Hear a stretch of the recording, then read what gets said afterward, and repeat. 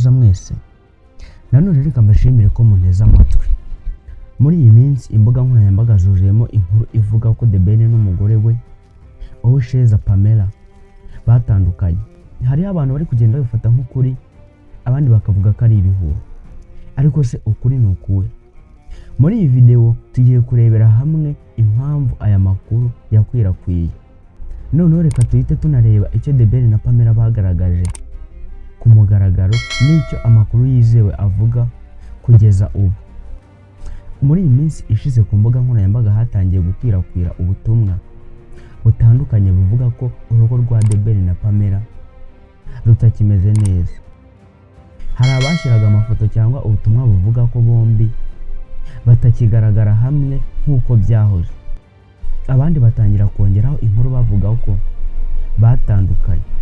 Mu gihe gito ayo makuru yakwirakwiye cyane kuri TikTok, Facebook na YouTube. Ariko ikibazo gikomeye ni iki ngiki: ese aya makuru yari afite gihamya cyangwa se afite gihamya? Tutari butinde cyane, mbere y'uko wenda tunakomeza nkababwira ukuri kuzuye, banza ureba ako gafoto mbahaye. Urimo urakareba ako gafoto mbahaye, nimukitegereze neza, ubundi bwo nitusoza iyi video ku musozo wayo nibwo ndi bukabasobanurira impamvu nkabereye. Twagerageje gushakisha ku binyamakuru amakuru atandukanye, nta tangazo ryashyizwe hanze na The Ben rivuga ko yatandukanye n'umugore we, haba kuri radio, haba kuri YouTube, haba ku biganiro na TikTok na Facebook na Instagram. Nta tangazo na rimwe Pamela yashize hanze yemeje ko ayo makuru ari aya nyayo.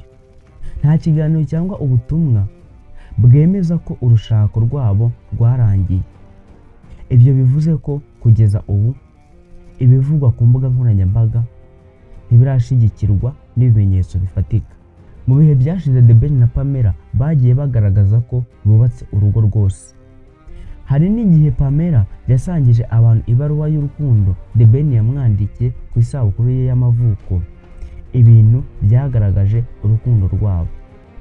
The Ben nawe yakomeje cyane kugaragara amushyigikira mu bihe bitandukanye, kugeza ubu nta n'umwe muri bo uratangaza ko batandukanye. Niyo mpamvu bidakwiye gufata ibihuha nk'ukuri. Rimwe na rimwe iyo abantu ari ibyamamare, ubuzima bwabo bukurikirwa n'abantu benshi. Rimwe na rimwe kuba batagaragara hamwe mu mafoto cyangwa mu birori bishobora gutuma abantu batangira kwibaza ibibazo. Hari n'abakora amashusho cyangwa inyandiko zikurura abantu bakoresheje imitwe itangaje kugira ngo babone views nyinshi. Iyo bigeze ku mbuga nkoranyambaga amakuru ashobora gukwirakwira vuba cyane nubwo yaba ataremejwe. Niyo mpamvu ugomba kugenzura amakuru mbere yo kwizera cyangwa kuyasangiza abandi. Nyuma yo kugenzura amakuru aboneka kugeza ubu, nta gihamya yizewe yemeza ko The Ben na Pamela batandukanye. Ibyo bivugwa ku mbuga nkoranyambaga bigomba gufatwa nk'ibihuha kugeza igihe habonetse amakuru yemejwe n'impande bireba cyangwa se n'ibitangazamakuru byizewe. Tuzongera gukurikirana iyi nkuru kandi nihagira amakuru mashya yemejwe tuzayabagezaho. Mbere y'uko wenda tujyana ikindi tuvuga, reka nkwisokana na subscribe kubera ko iyi channel ariyo ica amakuru yuzuye cyangwa yizewe, ukande like na subscribe. Hanyuma reka tugaruke kuri iriya foto. Dusubiye hejuru kuba twatangire kugira ngo wizere ko ari ibihuha. Iyi foto naberetse mwayibonye? Njyewe nikoreye ifoto ubwanjye bari mu rukiko basa nkaho bagiye guhabwa gatanya. Wayibonye yagize ngo nibyo koko? Oya. Nuko wenda mu Rwanda tutaratera imbere, ariko mbishaka nakoresha CGI nkakora video batandukana banashwana.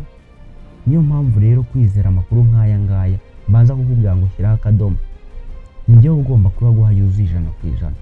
Murakoze cyane.